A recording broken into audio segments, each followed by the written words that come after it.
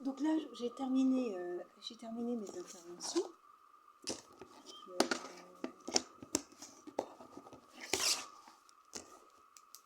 J'ai terminé mes interventions. L'objectif, c'était, donc, dans le cadre du Scoripis, d'enquêter les patients qui étaient présents en dialyse, sauf un patient, deux patients.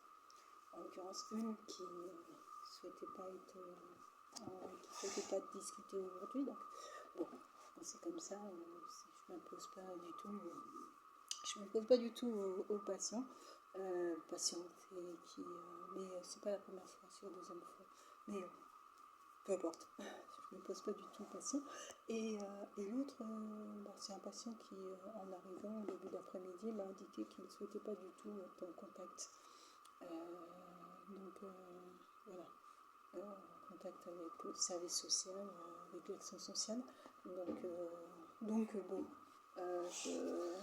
je n'ai même pas essayé en fait d'aller lui proposer de répondre à ces questions. Voilà, il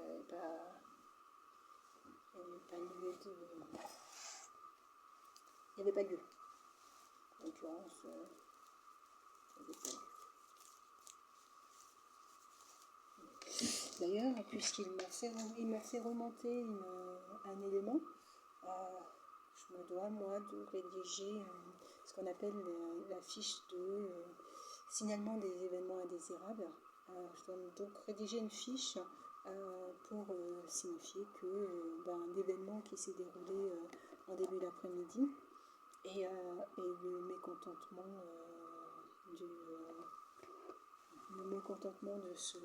de ce patient.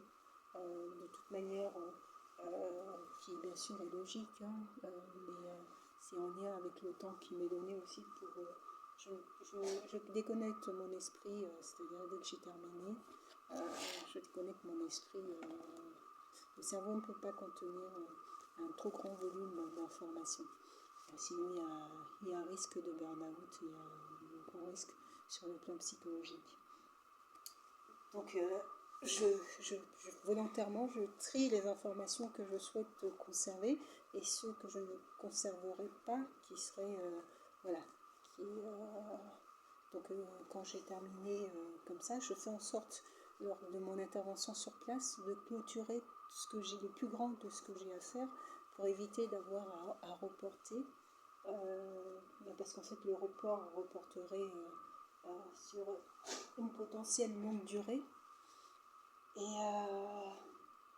que une potentielle longue durée, c'est pas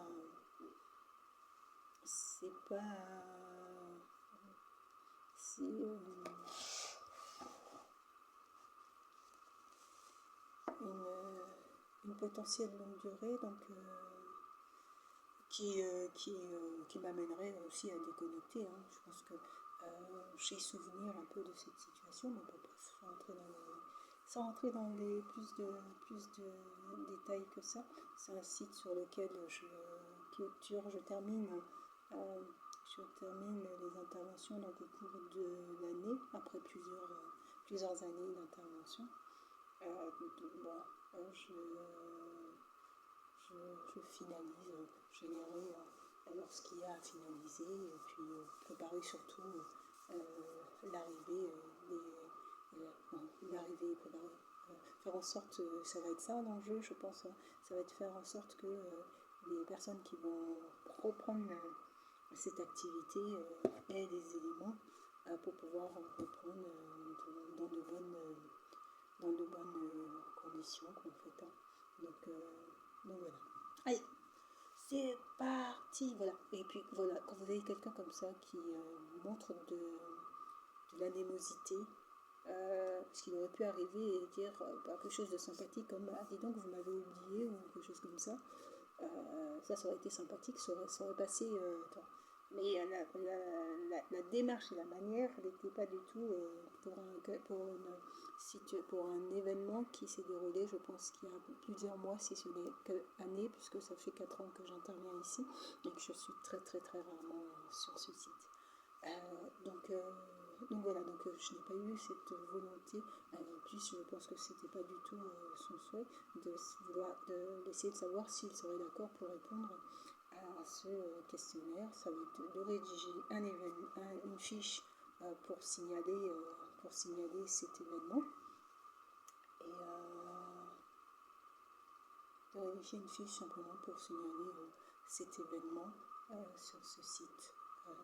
Voilà. Donc c'est parti, je ne vais pas me remettre dans ça parce qu'il faut que j'aille recharger ma voiture, moi pour le trajet. Donc comme il faut que j'aille recharger ma voiture pour le trajet, il y a des éléments que je pourrais faire rapidement parce que je suis arrivée, il était environ 10h30 ce matin. Donc je vais boucler ça et y aller. Qu'est-ce qu'il faut que je fasse là, absolument, avant de partir? Que dois-je faire absolument avant de